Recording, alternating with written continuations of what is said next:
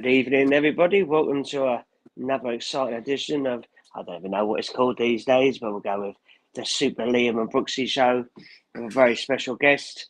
We're here to talk all things Arsenal. We'll briefly talk about Saturday, but it's all about the Cup. And as it's Christmas time, Jesus come out to play. A wonderful, wonderful evening. I have my co-host with me, Liam. How you doing, mate? Yeah, good evening, mate. Yeah, I'm all good, mate. I'm very tired. Very Yes, tired, but I hear. yeah, all good, mate. All good. Cracking. And a special guest completing this very sexy freeway. Jonesy, how you doing, mate? Good to see you again. Yeah, good to be on again.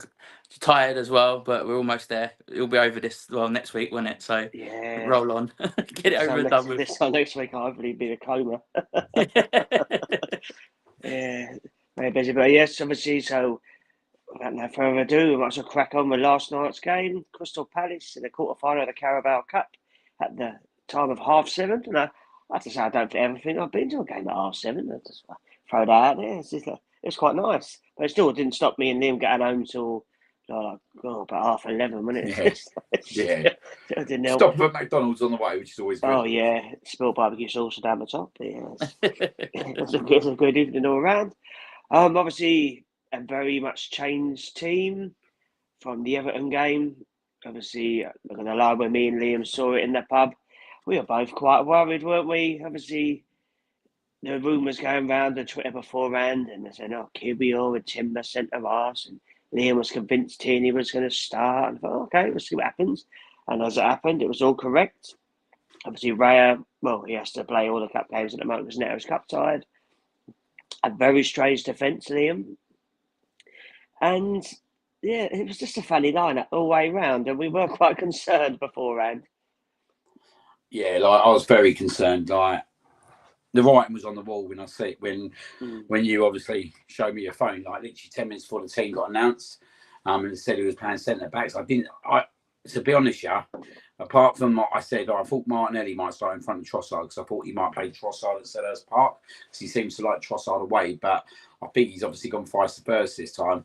I pretty much went with that team apart from the two centre backs. Now, to be honest, I thought he might play. I thought he might play at least one of them, if not both. But to then obviously see that both Saliba and Gabriel are out, and we probably knew that Mateta was going to start. The writing was on the wall from hearing that selection, and within 3 minutes of the game, what we was worried about was materialising in front of us. Let's be honest, it was an absolute embarrassing goal, wasn't it? It reminded me of the days of the ball going over the top for a schoolboy Sunday league in the League Cup final. It reminds me of the Mari against Lukaku. Kibio just got absolutely bullied. But yeah, in terms of the selection, I think everything else didn't surprise me because the problem is we didn't want to show Palace our full hand. We were going into a league game because I think once you play if you play your strong team in that game, then they kind of know how you're going to go in terms of the league game. So I think Arteta pretty much got the selection right. I just don't think the two centre backs are right, and that was my only concern. No, that's it. And I mean, it's quite embarrassing for me because me and Liam met a few Palace fans beforehand, and they're going, what's Kibio like? I said, yeah, he's had quite a good season centre half. He's really solid. And obviously, 3 minutes in, the ball goes over his head, and we're 1-0 down, Jonesy, and everyone starts muttering. Yeah, I mean, I messaged Liam. I was like, that defence, and then he was just like, fucking hell. And then so it was like, we knew it was there. But I wasn't so much concerned with Kivior starting. Mine was Timber being a centre back. We've not seen that pairing. Yeah, I didn't get that at all. I know we've not seen that pairing at all season, and to put it out in a quarter final of a cup game, for me was a bit ludicrous. Especially when you've got Gabriel and Saliba both sitting on the bench. I thought one of them would have started the game just to strengthen up that defence, especially with Tierney coming in to play his first game in well over a year. They just needed that leadership, I think, at the back, and we got found out straight away pretty much. For me, again, Partey at right back was just a no-no. It got taken off. I can't believe he's still persisting. I know, he's still persisting, where you could have put Timber there and then played, like I said, Saliba or Gabriel could have started. But so that left me scratching my head. As far as the rest of the team goes, it was pretty much what we spoke about earlier on in the day. But for me, it was just that decision to put Partey right back and Timber centre back. And I know you changed things up at half time, but that first half was criminal, if you ask me, guys. From lack of chances to giving the ball away. Partey was the player he was 3 or 4 seasons ago when he was, not great and terrible. He's been probably our best midfielder, and I haven't been an advocate for one. Liam will tell you that. But to pull him out of position and keep trying to put him at right back, for me, we got away with one yesterday. We changed it at half time. We brought on big guns. We could be sitting here a whole lot of a different story. Do you know what I mean? If we didn't have the likes of Saka and Odegaard and all them sitting on our bench last night. Yeah, I mean, I just don't know why he keeps on playing Partey, Liam at fullback. He's done it so many times now. We've been talking about this for seasons. Remember, was that home game against Brighton a few years ago in the league and we lost. I just don't get it. I just don't know why. Partey's obviously fair play. He's happy to play wherever, and credit to him, great professional. But surely someone's got to pull him a set aside and say, boss, I just don't think it's working. It's an excellent way to happen, as you say. I mean, surely in a big game he won't do it, and those injuries and that. But there's he got it wrong last night. Like, it doesn't surprise me Partey played there. I knew Partey played there last night, but like James said, to play Timber there and Kivior there and you've hit a great point on the head with Tierney's first game in probably, since the Euros. And you look at, obviously, Kivior needs someone, an experienced beside him. Yeah. I think it was a ludicrous decision to put Timber in that role yesterday. And yeah, he got away with it. He only had to play, Antonio was playing for a half there. But I'm sure Palace could have easily gone 2-0 up in that first half. And if they'd got the second goal, I think it'd have been really, really hard for us to come back into that game, because I think it had become so open that they would have been able to counter-attack us even more in the second half, which is probably Palace's strength. But do you know what I mean? Like, I'm not an advocate as well for Partey at right back. I'm the one of the biggest critics about it whatsoever. And I'll keep saying it. What other club in the country plays their best defensive midfielder at fullback? It doesn't happen at any other club. We had this with Granit Xhaka. This is not nothing that's new. This is something that we've embedded since obviously Arteta's come into the club, and it's that Pep Guardiola, isn't it? Kind of philosophy. It ends as such that, I can play this player here, he'll invert into a centre midfield role. But that role needs a lot of attributes. And when you're asking her to age in Thomas Partey at 31 to cover right back role, but invert into a centre midfield role, you're asking too much from the geezer. He was absolutely appalling first half, by the way. He deserved to go off. I actually thought at half time, I knew they had to bring William Saliba on. William Saliba was, in my eyes, the first substitution that needed to be made. I actually thought he might have put Timber to centre right back and brought Partey in centre midfield and took Jorginho off.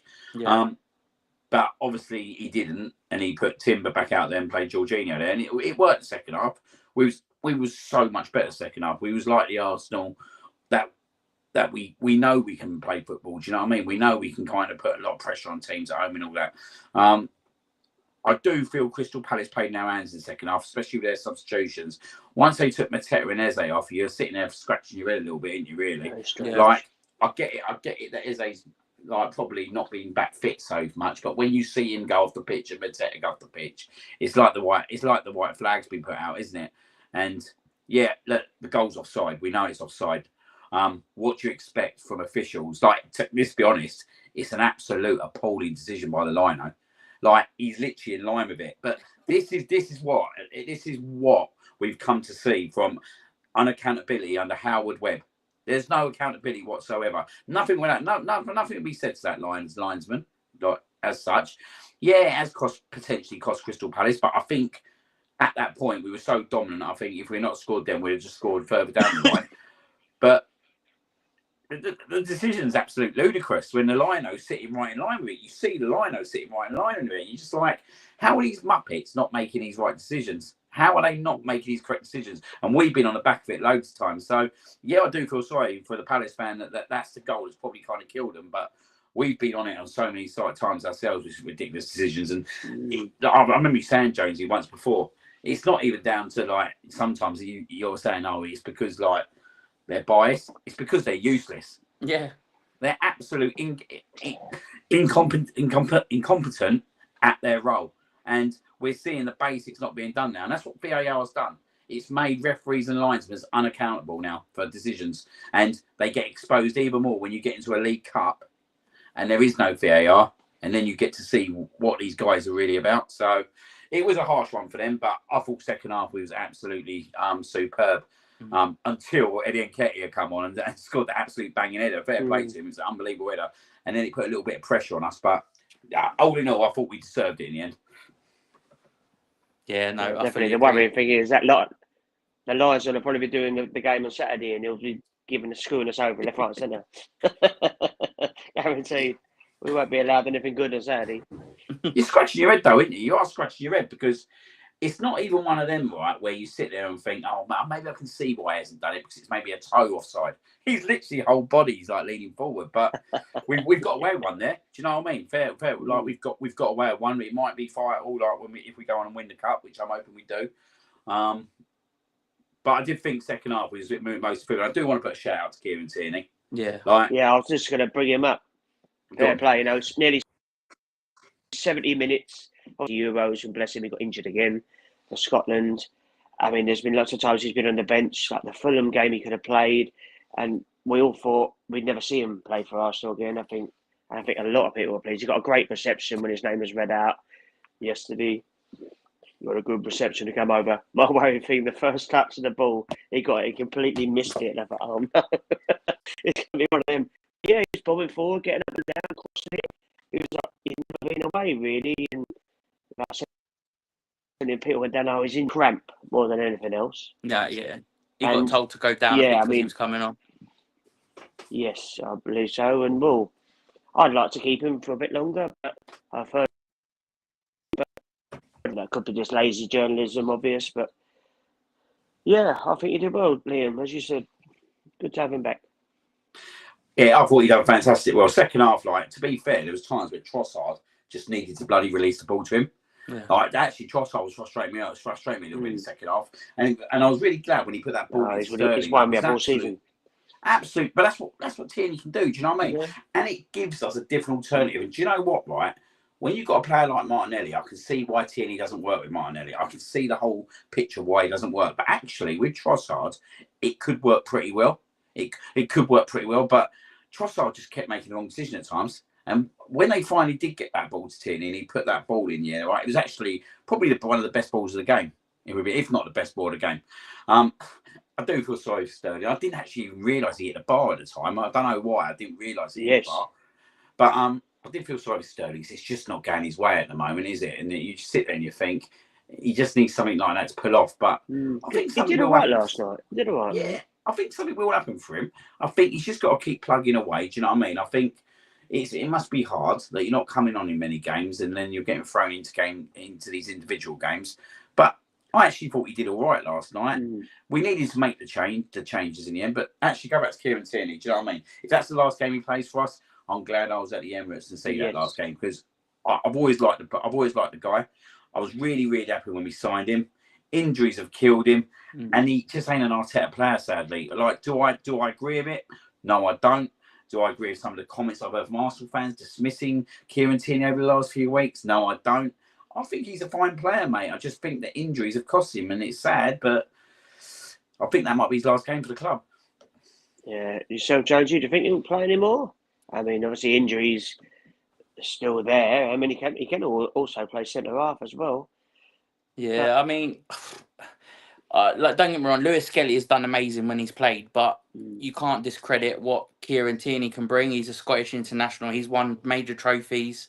For me, and this is me, I'm not Arteta, am I? He keeps his place for the weekend, but that ain't going to happen, because in case, California might be fit and stuff like that, but still, if that is his last outing, as Liam was saying, and, the boy's done well, he's gone out on a high, he hasn't, gone out in any discrediting sort of style. He's been a good servant. He's not complained. He's not a whiner. He's not, going to the press and saying, I don't get played, I want out and all this. He just goes about his business. You could see as well, the players were so happy for him. I see Marino was giving him a big hug and Jesus at the beginning of the game as well. They all generally looked really happy for the boy to be back on the pitch. I would like to keep him at least till the summer, at least, just because of that experience he could bring to the squad in case we need it. Yeah. Yeah, I completely agree. And obviously, Well, I suppose you might as well talk about Gabriel Jesus, really, the star of the show. I mean, the first half, I'm not going to lie, I was calling him every name under the sun, as I'm sure you can all imagine. And, in regards to, well, it's funny a couple of weeks really in football. Monaco at home, he was through 1-on-1 a couple of times, and I think we all knew he was going to miss. Very low on confidence. Like I said, he hasn't scored a goal for nearly a year.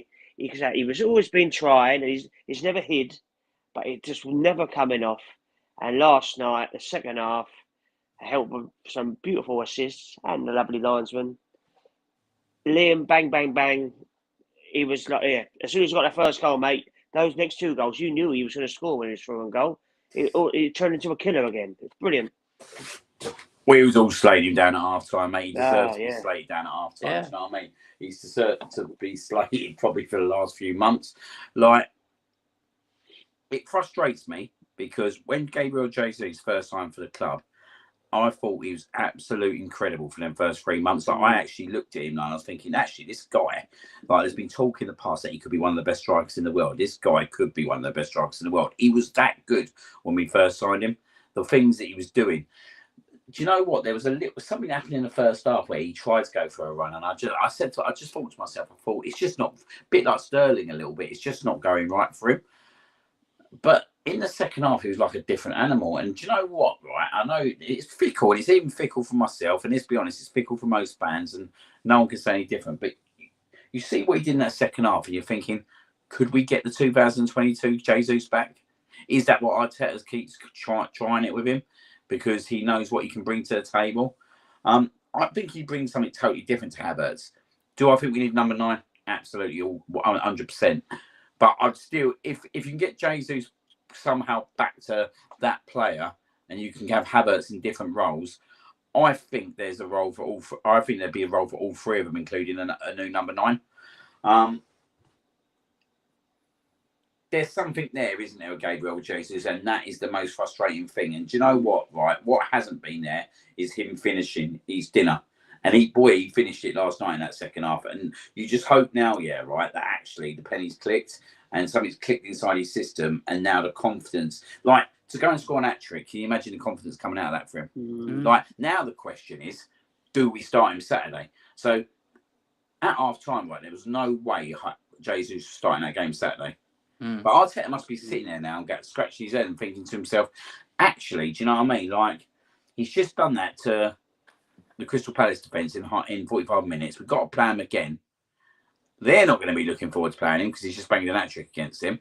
He's going to be so confident because he's gone and scored a hat-trick. It's an interesting dilemma now, isn't it? Who do we actually go for on Saturday now? Do we go for Havertz, who's our tried and trusted, or do we actually go for Jesus? And I'll tell you the other good thing about Jesus, if we can get him back to some kind of form like 2022, hopefully it triggers Martinelli as well. Because them two in tandem at that point were absolutely brilliant for us. But it's a big if. But if they could get it back, then we could get our form back to what we was like back in 2022 when we was leading the league, weren't we, till going into that World Cup break by 5 points. We won something like 9 or 10 and drew 2 and lost none. Or, I don't know, did we lose one? I think we lost one. I think we lost at Old Trafford, didn't we? We lost at Old Trafford. So there is that bit. Can with Jesus' form clicking back in, can it spark that light in Martinelli as well? And could we get that kind of performance back out of both of them? It's a big if, mate. And to be honest with you, it's now or never for both of them for me. Like, if they can't do it over the next month, then there's a January window. I'm not sure what we can do in the January window, but if they can't do it, then we need to get better anyway, longer term. But for me, it's the last chance saloon for the pair of them, really. Obviously, he's got to be full of confidence. What I did like Jones, you have to say,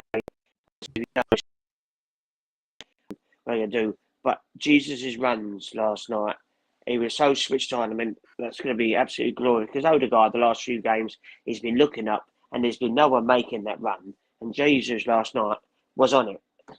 And that can only be a good thing. I mean, whether he starts or not Saturday, I'd be surprised if he didn't. I have to say, if he score a hat-trick and get dropped the next game, I think it's incredibly harsh. Yeah, But, I mean yeah, that's what Liam was saying, wasn't it? He brings that different side of the game. You know, Havertz is more of in the box player, play it to his feet and stuff like that. He can play on the shoulder, can't he? Make those runs in behind.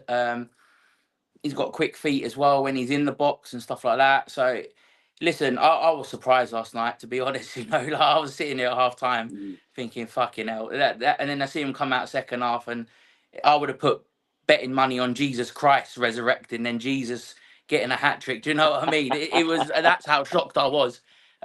But fair play to him. I do like him. Like, don't get me wrong. When we signed him, I was excited. He's come from a championship winning team. He's Brazilian.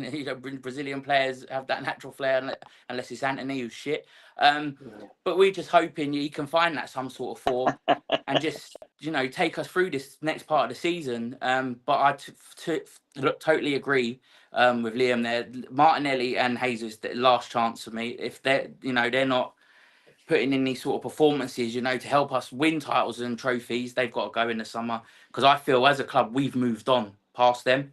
But it'd be interesting. I would say personally Trossard could join him as well if he's not careful. Yeah, to be fair, he's actually really stinks lately. annoying. But I don't see us much business happening in the January, to be fair. Because like you say, what strikers available and who's going to move? I know someone put in the comments Osherman's available, but I don't know. I really don't know. It's going to be. We need the squad what we've got at the moment. We need them in the positions that they actually play. No stupidness. And I think we can do something, but it's key. It's a key last few months for Jesus and Martinelli and Trossard. And obviously Jesus has got off to a great start. Let's hope that continues. I read somewhere today, I don't know if I was reading the wrong thing, that he's only 27. Yeah. Yeah, he is, yeah. I mean, I was surprised. I thought he was like 30, 31. Which means surely he's going to be coming into some sort of prime peak era. I mean, I know, but I mean, even at Man City, he was never the most prolific. I know in one game he scored 4 against Watford, but he was never really, smashing the goals in every week. And there's definitely, I mean, a chance for him to push on now. I mean, he's a striker we're crying out for. I mean, it's very hard to score a hat trick unless you're running Haaland, bless him, but he's not very humble anymore, is he? Anyway, but yeah, it's an interesting one. And what I will say quickly, I know it's obvious, but Martin Odegaard again, Liam, he just comes on. He's just magnificent. I know Everton quickly, obviously, he took him off early on and it didn't really work. But he was on it last night, back to his best. He just ran the show in the second half. Palace couldn't get anywhere near him. When he's on song, there's not a better player in the whole Premier League. There's nobody better now. He just glides across the pitch. Beautiful. He's a magician, isn't he? He's absolutely, the way he roams, the technique he's got. Want to see more goals out of him, but I think that will come in the second part of the campaign. I think the injuries obviously kind of derailed him a little bit, but we know we will get goals from Odegaard, and I think that will come very soon. I just thought last night he made the right decision there, Arteta, at half time. It was really a shame on one area because, do you know what I mean? It was a big game for him, but this is the problem, though, isn't it? When you start playing, and I know why Arteta done it last night, and I do agree. Apart from the centre backs, what he did last night, by the way, because I think we couldn't give Palace the onus of playing our first team against them 3 days before we play them again in what for us is a bigger game. But when you haven't got the whole team around you and you've got a 17-year-old playing that kind of key role, it can be quite hard for him. Do you know what I mean? And I think we still have to be patient with one area. Like, he's a top talent. He's going to go a long, long way. But we just need to make sure we don't put too much pressure on him and expect too much. And I think he did the right thing taking him out of the limelight at half-time last night. Because the last thing we wanted, is to not win the game and then I start looking at him. Do you know what I mean? So I think the right decision was made last night. But Martin Odegaard, absolutely unbelievable again in the second half. I do think his game on Saturday probably has something to do with him having a new baby. Like, we all know what it's like when you get a newborn baby. Yeah. Is it his first baby? Yeah, first kid. Yes. Yeah. It's a big moment in his life, isn't it? It's a big transitional change for him and his wife. So I kind of got the performance on Saturday. Like, to be fair to him on Saturday, he could have scored an hat-trick.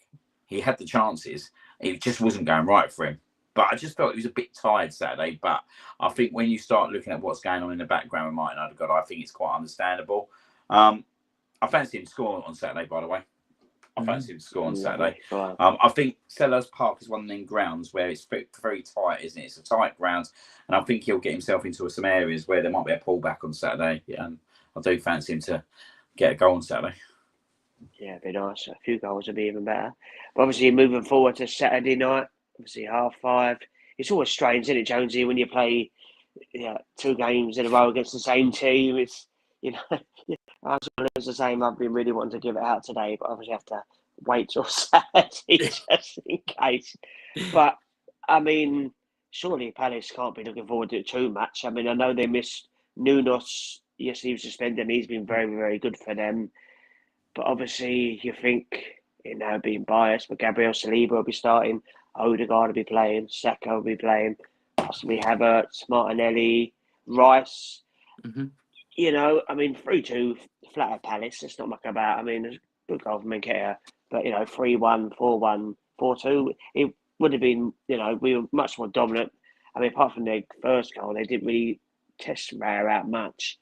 So you think, well, I'm biased, but you think, our strong team, they should be able to cope with us. I know they'll make it hard and they'll battle for everything, but if we go there and do what we do, I mean, yeah. Yeah, no, I agree. We'll be a lot stronger than we was last night. The one thing that only concerns me is Selhurst on a Saturday night. It can get a bit lively. They'll be up for it as well after losing. That's why I think it's crucial we have a really good start on Saturday night. Early goal, silence the crowd. The cat, Spider cat. There she is. Early start. Good early goal, quiet them down, and get in. We can definitely kind of smother them in the game, but it'd be tough. It will be tough because it's Selhurst away on a Saturday night and it's a December. Do you know what I mean? It's all like, and it'd be like they'll be bouncing for it, especially after, like you say, they feel cheated last night. But no, we will have more than enough, I reckon, Saturday. I'm more confident for obviously Saturday night than I was last night, because of, you said, the likes of Gabriel Saliba, Rice, Calafiori could even be back. We'll be a hell of a lot stronger. And like I say, if Jesus takes that form into Saturday night, they'll be fearing him again, because last thing you want to do is come up against the same striker who's just banged in a hat trick against you. No, I mean, he just got one question to say to Weston on his So we now suggesting maternity leave for male footballers. Actually, you do get paternity leave for 2 weeks. Yeah. So most businesses give obviously the male to at least 2 to 4 weeks paternity leave. There you go. Just saying. 2-0 Spurs. Yeah. Man United are dog shit today. Just proves how bad City are at the moment, by the way. But yeah. So hang on, what was I saying? I was saying something. Oh yes. So obviously you would expect Mateta to start up front for Palace Saturday. I mean, obviously he had to carry on his back pocket. I mean, Saliba and Gabriel are gonna munch him in a Saturday. Saliba when he came on second half again yesterday, he was just superb again. As soon as he comes in, he just makes the whole team just calm and they just know nothing's going to get past him. Yeah, no, it'd be good to see. Like you said last night, when he come on, he just brought that calmness, didn't he, to the defence? Yeah. He's just like, for a young boy, he's just been voted in as the one of the best players in the world in the FIFA best team of the year, and you can see why. The guy plays like he's 30 in his prime. Do you know what I mean? And we forget how young he is and how long he's been around football and the international scene. And then when you get Gabriel back as well into that mix, I don't think the Palace. Mateta never does that against Gabriel because Gabriel would just maul him to death. Do you know what I mean? So that would never happen again. Like I say, we're going to be a hell of a lot stronger on Saturday, in all aspects of the pitch, to be fair. But it'd be great. It'd be great to see them back as well, and just hopefully, them two can stay strong for the rest of this season. Because Gabriel has probably been, for me, the player of the season so far. Yeah, he's been excellent. Obviously, the likes of Calafiori to come back soon. I mean, Tomiyasu. Throw his name out. I couldn't tell you when he's coming back. Tommy who? Yeah, the Japanese boy. Yeah. But and Declan Rice. I presume I said he'd be back. I mean, I don't even know why he was missing. I know he come off against Everton. Yeah, said something about a muscle injury. He was in the box last night watching, so hopefully it's nothing serious. They haven't said nothing, so I presume he'll be all right. That's presuming he'd come back into the team anyway, because obviously there's a possibility if Partey does actually play in his rightful position. I mean, and Marino and Odegaard, Rice might not play, which is a good dilemma to have with all the games coming up, Liam. So why not rest a few? It wouldn't surprise me if he puts Timber left back, Matt, on Saturday night. Do you know what I mean? And puts Partey right back. So it wouldn't surprise me whatsoever. Do I think he should do that? Absolutely not. But we'll wait and see. But Gabriel's been Gabriel, hasn't he? Since he didn't get in the team at the start of last season, he's come back in there. He's been absolutely brilliant. I think as well on Saturday, I think we can get him at set pieces as well. Yeah. I think we could get a corner against them Saturday. I think we've always had a bit of success over Palace with Sorry, guys. No, go on. I think we've always had a bit of success with over Palace with corner kicks and set pieces. So I think we can, if Gabriel's back in the team with Saliba, I think we can kind of profit there Saturday as well as another piece that we could get him at. But yeah, Declan Rice, we need him in there Saturday night. We do need Declan Rice in there Saturday night. Yeah, I thought in the first half, Palace controlled the midfield quite well. I know he was giving the ball away. I thought the guy Will Hughes for them had a fairly solid game for them. But and they took him off. Yeah, well, that was the thing, wasn't it? It was like the flags come out and they took their best players off. But yeah, you want Declan Rice in there, don't you? You want him amongst it. And I think Declan Rice has been really good over the last month and a half since he's come back from that November international break where he obviously didn't go out of England but had that rest. I think we've seen a different Declan Rice. Yeah. And just need to keep him fit now, mate. Do you know what I mean? Like, he's such a big ingredient to that team. Such a big ingredient. Definitely. Shout out to Marino as well. He's been getting better and better every game. Last night he could have had a couple of goals last night as well. Whinging about him last night, but I don't get it. I think I thought he was good last night. A decent signing. Do you know what he reminds me a bit like Xhaka in terms of he gets into the areas where he gets quite a few number of shots in. So he's going to score. He's going to score some goals, and he gets down that left hand side. And I can see why we've got him in, and it's like he's not like totally like a Xhaka how he plays, but he gets to the edge of that box, and if he can get into the box like Xhaka did, I think we can get a bit more kind of success from him as well. I think potentially maybe he is thinking about Declan Rice and Moreno as his two centre midfielders. Maybe he is thinking more longer term now, thinking Partey's not really his long term plan. So this is why we're seeing Moreno playing a lot more and Partey playing at fullback. Maybe he is going to phase Thomas Partey out by the end of the season. When is his contract? Is it summer or is it the year after? This summer. He's free to talk to. Yeah, he's free to talk to clubs from January. So he could well be up in January for we know. Interesting. Yeah, it wouldn't be the worst thing, but obviously just need to replace him. That's anything with January transfer windows. Everyone's after the same sort of player. Is that so? We're after a striker. Man United are after a striker. Chelsea could possibly do with another striker. Man City, everyone's after the same sort of players. Probably Chelsea, Man United throw the money, won't they? But if you're going to choose Man United over Arsenal at the moment, and for me, you need your brain tested. Like, let's talk about Rashford. Do you know what I mean? Like, there's another one that there's a lot of talk brewing up about Rashford, isn't there? Like, not in the squad again tonight. Yeah, again. Would you take him now? Rewind back to May. I said I would take him because I think in a team that's settled and in a team that's being managed right and has got the right players around him, I think he could do absolute fucking damage on our left hand side. Do you know what I mean? Whether we take that risk or not, I really don't know. I really, really don't know. But it's an interesting situation with him, and he's going to go somewhere, isn't he? He's being badly advised, I believe. I think he's actually. I think there's too many people around him. I think he needs to sort himself out. He's probably got people telling him this and telling him that, and it's all gone a bit wrong for him. Obviously, he's done some wonderful work outside of football, but at the end of the day, he is a footballer. And he's run his course, I think, at Man United. You've got to sell when a player's gone stale. He definitely needs to go somewhere else. If Arteta can get the best out of him and there's a position for him on that side, I just don't know. I have to say. I can't see it. I can't see it. No, but there's been a lot of talk, and yeah, I don't know. But then where else would he go? Would you Man City, possibly? I mean, you never know. They could do with him, but you can't see him going to Liverpool. I wouldn't have thought he'd want to go to Spurs, Chelsea possibly, but obviously now Mudryk's a druggie. No, apparently so. That's what you read. We definitely dodged a bullet there, by the way. So there could be a position there, and that's for the 3-0 money. Spurs. Is it really? God, they're shit. How embarrassing!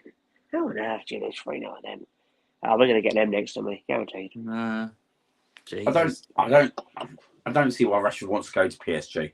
Yeah, I don't think he'd go there PSG. now. There's no glitz and grabber there now.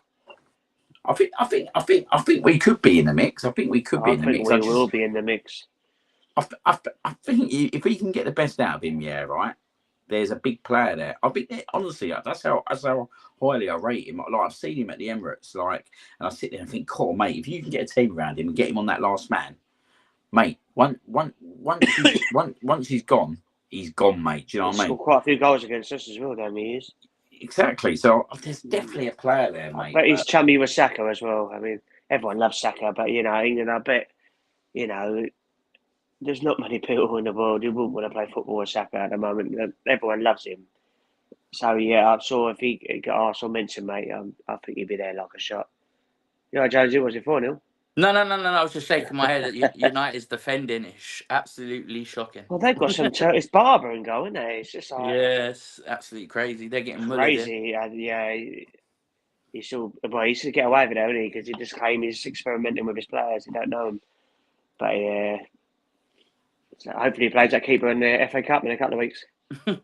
Hopefully, but yeah, I would like to say I would still take Rashford. There is a player there. Don't get me wrong. He's played for England. He's done things. He scored in the FA Cup. You know what I mean? Only last season. So there is a big game player there, and I totally agree. He needs a stable team around him.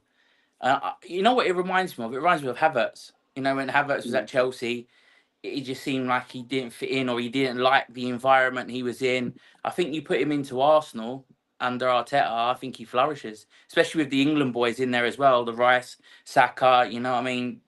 I think Rashford for us would be a totally different player. Yeah, no, I agree. I think that's a good point about the England players, as well. Do you know what I mean? Like, if he gets Saka, Declan Rice in their ear, do you know what I mean? Yeah, I think he's a good shout. Like, how much I pay for him at the moment, I don't think Man United can demand so much money because. Is he out of contract this summer as well? I'm not sure. Is he? I don't know, but I don't know. I don't think I've heard that, but I do think that they can't really demand loads of money because he's not really cutting up trees at the moment. And he's not even in the squad, so.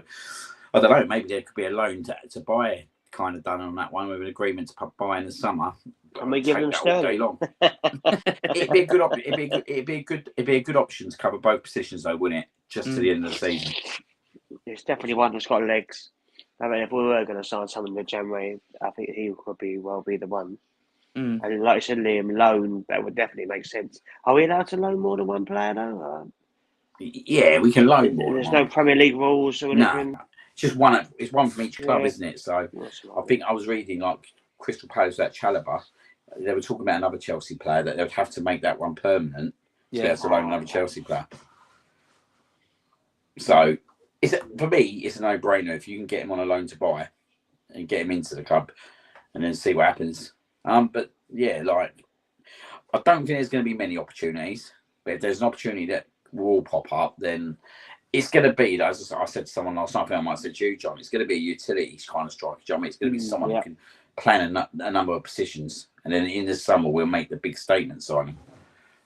Fingers crossed. Have you noticed as well, Sporting Lisbon have completely gone to shit since he's left. Even Gyökeres isn't scoring many goals now. Just make you wonder if he'll end up there in the January, which would then obviously enable Rashford to go somewhere else. Yeah. But I like him. I like him. But I do believe, like what Royston said, I think United are actually in the box seat. I think I don't know why he's going to go there. Do you know what I mean? But I'll tell you what, right? This might be controversial. Isak makes the one. I think more root. Yeah. This might be controversial. This might be controversial. Go on, Caress. Mate, I like Hoyland. I think Hoyland fucking be brilliant in the right team. Mm. I think Hoyland would be absolutely fantastic in the right team. Very raw, isn't he? He's definitely got that hunger. But I said, yeah, he's in an absolute wank team. Yeah, yeah. Good player, though. Mm. Yeah. A lot of pressure on him as well. Was it 75 million for that 20-year-old? Crazy money. Doesn't help, does it?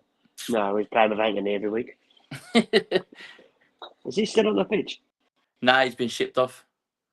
Surprise, surprise. Yeah, he doesn't get talked about enough. That's that guy. 80 million. 80 million. Jeez. We've got Odegaard, Saliba, Raya, the less. Just to say. Which is mega. That's glorious. Oh, there they are. Look at them. Stick that in the lure of going. Yeah, you pay money. You definitely pay money for that one. Yeah, look at that. Like a choir boy. Look at you. Look pristine.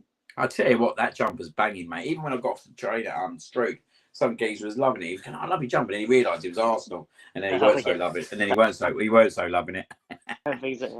Oh dear, we weren't smiling Saturday though. Where was we? Fucking hell.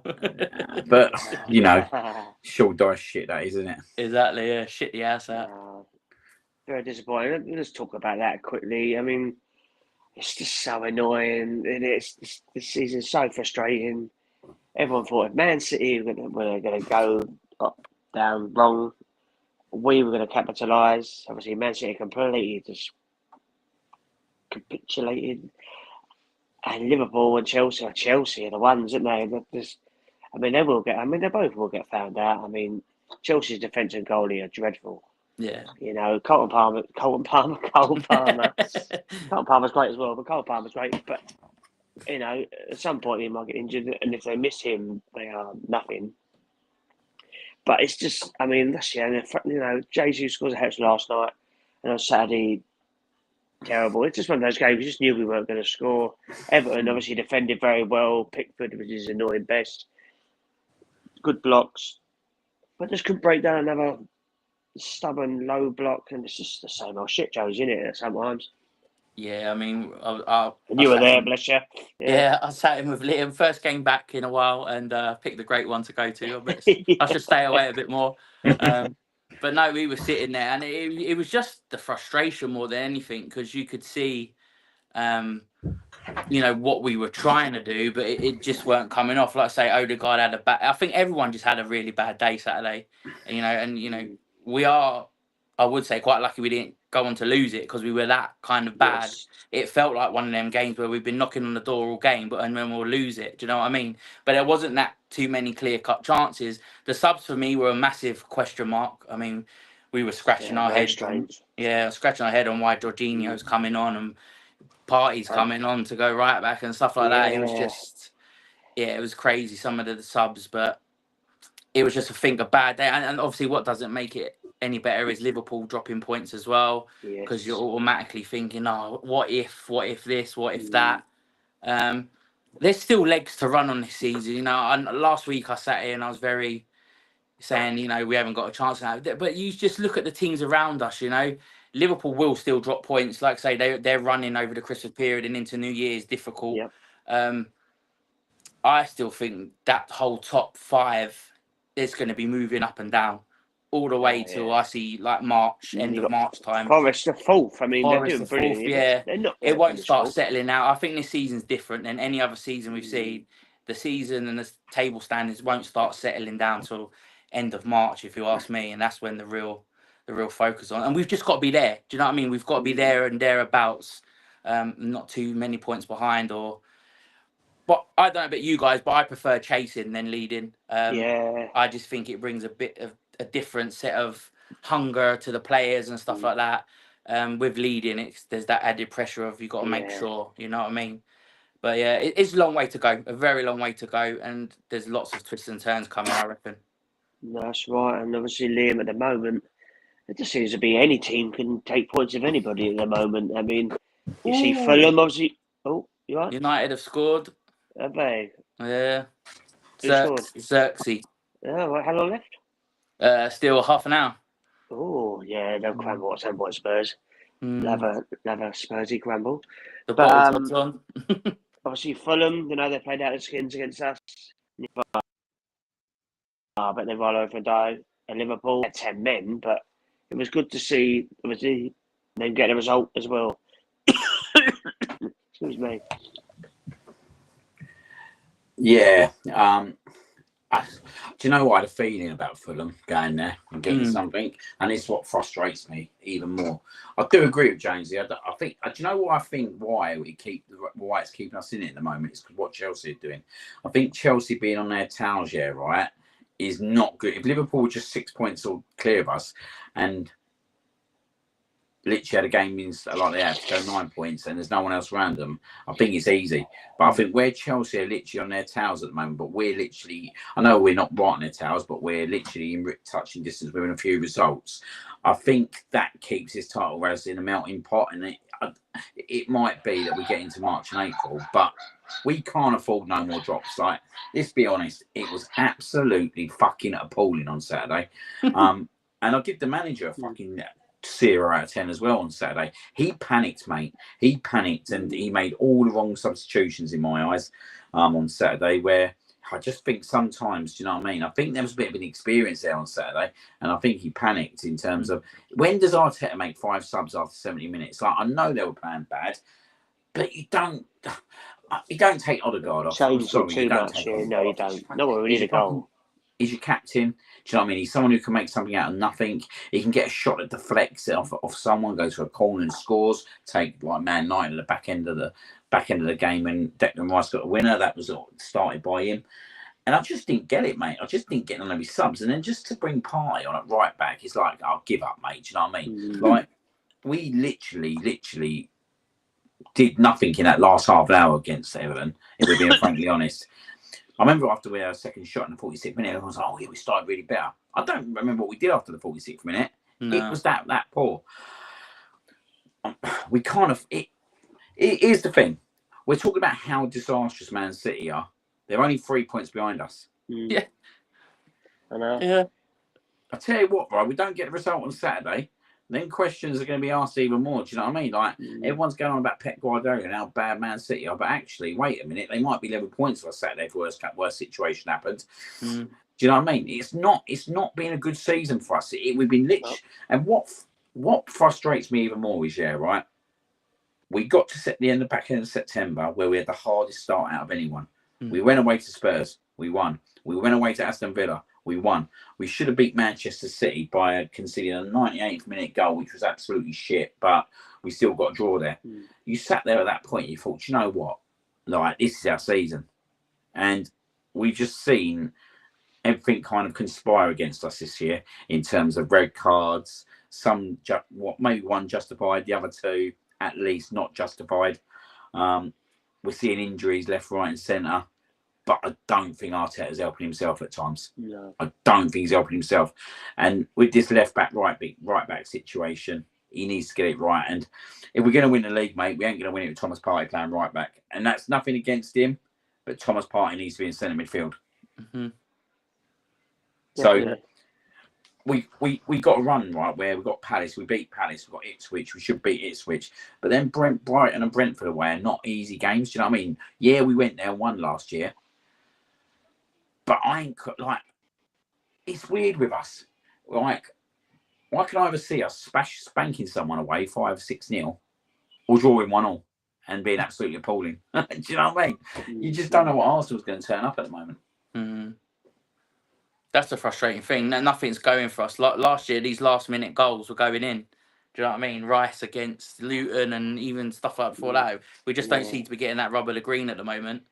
Which is costing us. Was we that good last season, or did we get out of jail? Like I think we got out of jail a lot, mate. Luton Town, come on, mate, 4-3. Do you know, it's brilliant. What happened? Yeah, crazy. Like Brentford, both games, 85th, 90-minute winners. Do you know what I mean? Manchester United, 95th minute, but they couldn't have scored in the 88th minute. These are the points last year that we was getting that we're not getting this year. And then you look at this year. Trossard misses that chance in the 95th minute at Chelsea. Jesus. You know what I mean? These are the kind of things. The Fulham goal is disallowed in the 90th, 88th minute because Martinelli decides that he's going to run early, which was ludicrous in itself. These are the things that did go for us last year that are not going for us this year, and that's the difference with 7 to 9 points already. Definitely. Yeah, but we could still do it. That's the stupid thing. We could get to February if we go in on one of our runs, which we're more than capable of doing. We are more than capable of going on one of our runs if we can keep our back four fit and we keep our centre midfielders fit. We can easily go on a run, and then we can put the pressure on them. As I said, I think Chelsea being on Liverpool's tail at the moment puts more pressure on Liverpool, and that's gonna cause them a bit of disarm at times, I think, in certain games. So just got to keep winning. Win. Yeah, that's all we can do. So what's the predictions for Saturday then? I'll go 3-0 Arsenal. Jonesy? I got it spot on last night, to be fair. First goal scorer and right score. I don't know. I think it'd be a lot different. I'm going to go 4-1 to us. Oh, God, I love that. Nice meaty 4-1. Liam? We're conservative, I reckon. We're concede because I think we're better defensively than what we are at the moment. So I think we'll concede probably an Eddie and Ketty a 40-yarder this one, won't it? Now he's banged his incredible header. I think there's more potential of us doing damage to Palace at Selhurst Park than there is at Arsenal. Yeah. I think Palace are suited better away from home. I think we're suited better away from home at times. Whoa, 3-2. Oh. This is typical Spursy. This is it. Okay, no. That Andrew's worried. I'm going to go 3-1. Who scored for United? Delalo, whoever his name is, he's just come on. No, that's embarrassing. Yeah, it's Forster. He's at 4. Yeah, he's about 50, isn't he, Forster? I think so. Oh, what did you say, Liam? 3-1, mate, did you? I'm going to go 3-1, yeah, right. But I think this scoreline could be any scoreline because I don't think they're going to kind of sit in. I think they play a certain way, which when we had Ben on the show, he said they won't sit like most teams do. So I think they will go at us, but I think that might be to their own detriment against us at Selhurst Park, where I think this could be any scoreline. To be fair, I think this could be it could be anything. 1-0. I don't think it'd be anything tight like 1-0. I think there'd be goals. No, I'll check that one. Yeah. Jonesy, is that a funny goal? Because this is watching a comedy show down there. It was a free kick for Spurs in their own half. He's rolled it back to Forster. He's taken an age to take a kick out, and Delo's just come running in, blocked it, and it's gone straight in the back of the net. Brilliant. That's classic Spursy. That just sums up in one goal. I love that. Jesus. United weren't doing nothing this game. They didn't even have a shot on target till the 60th minute.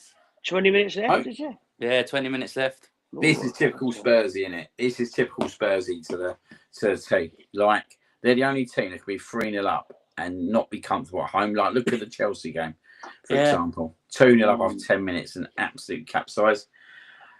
I don't understand them, mate. They'll just never shake their tag. They'll never shake it off. Yeah. That's what we do, mate.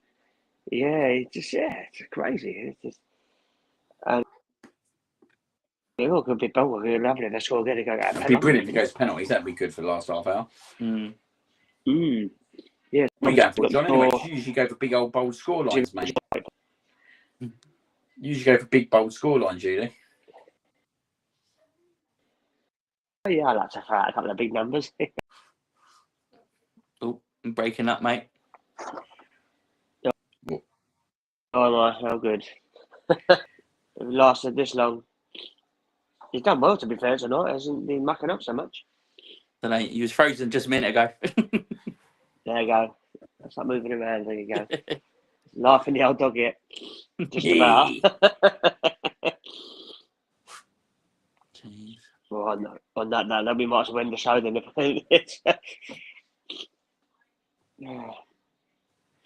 What do you reckon, Liam? Call it a night?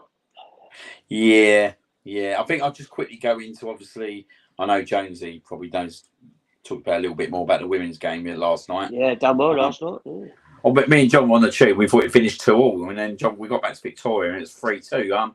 But we and John were saying on the train, weren't we? But like this, she's done so well since she's taken over this team, hasn't she? She like, has to get the job. It's an incredible achievement that they won the group, like finished top of the group. It's an incredible achievement in terms of how they turned the league season around.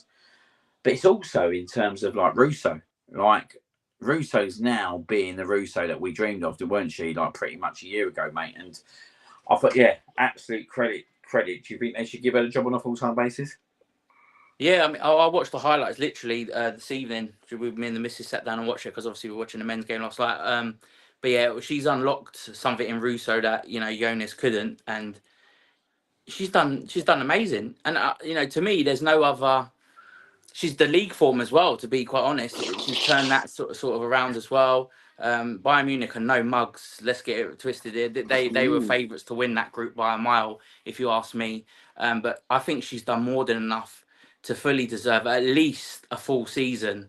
To give her a chance. And what's the harm if she does? If she does get it, it'd be good for the squad. They know her sort of as well. The lot of the players. They clearly It's enjoy playing interesting. for her. Look at the results. I mean, They must do. You like can it. see there's a hell of a lot difference where they're playing with her than they was under Jonas. Like there seems to be a lot more freedom in the squad. Like you say, Russo is just she's like thriving under her. She's just like a completely different player. She's the player that United had and we got from them. So give her a chance. See what happens the rest of this season. I know the draw's coming up as well, and a lot of people want certain teams, City, and so I've heard today over the internet. But it'd be interesting They're if she sees seeded out the now, aren't rest of the they? season. Yeah, they're seeing it. So it'd be interesting to see who we get and where she finishes up in the season because the league is still there or thereabouts. I know people say it's gone and all this stuff, but you never know. You never know. There's no Emma Hayes around, so that's what I take joy in. And I'll tell you another one that's kind of one of the big decisions around Steph Catley, isn't it? That was a big decision with her, wasn't it, in terms of situating her in defence, and she's doing an absolutely brilliant job there, by the way, and she's made some really good decisions in terms of obviously tactical decisions, and I think that's really kind of helped us as well. One thing I will say is though, obviously. Do you think? I mean, me and John were talking about this with Beth Mead, end of the season that she might go. Yeah, I mean, God love her. Like the knee injury was terrible, wasn't it? The ACL, and she's not really come back to the same. And does a player ever come back after that sort of injury? And we've seen it not just in the women's game, but in the men's game as well. Yeah. It takes a massive effect on a player. For me, I think we kind of need to push on with players. There's a certain player at Man City who's not being played, and Chloe Kelly, who used to play for us, ironically, left us. So there's a winger there who's available, and I would love to see her back at Arsenal. To be quite honest, I think she's a great talent, and City just don't play her. She's always on the bench, so you never know. There's replacements thereabouts. There's the Spanish girl as well, Selma. I know, which is quite a one that we could is impossible maybe, but you never know. It's Arsenal at the end of the day. We're a massive club. Players want to come and play for us. But I do feel as a club and in the women's, we need to push on from like Beth Mead and stuff like that. And that's no disrespect to her. She's been a massive servant for us in the club. But I just think to take that next step, we kind of need to get in some players that have won European championships, won World Cups women wise. So it'd be a sad day because I played in the charity match last summer for her mum, and stuff like that. So it would be awfully sad to see her go. But she's been a fantastic servant. But just unfortunately, the ACL, she hasn't kind of refound that form, has she? Nah, and obviously, unlike the gentlemen, they do get a Christmas break. So next game is actually not till the 12th of January when they play in the FA Cup fourth round against Bristol City, which is an own draw. You'd like to think we should get the job done there. But it's been a good transition, isn't it? Since obviously Jonas left the club, I think we all felt at the time it was the right decision. But it's interesting, isn't it? How players have moved on from it and how they're performing on the pitch now. And I think obviously it was the right time. But yeah, it's good to see that they're playing with a smile on their face again. Absolutely, definitely. But yeah, that's pretty much it. So I'll hand back over to you, Brooksy. Oh, yeah, well, yes. Well, thank you very much, Liam and Jonesy, for coming on. Thank you, everyone, for watching, for all your messages. Well, this will be the last one before Christmas. Oh, I feel like the king about to do a speech. But yeah, happy Christmas to us all, one and all. And at the end of I'm the hoping day, Brian's in the background to turn us off. Yeah. we'll soon find out in a minute. So, wishing everybody a Merry Christmas. And as we found out last night, it's all about Jesus. Good night. Good luck.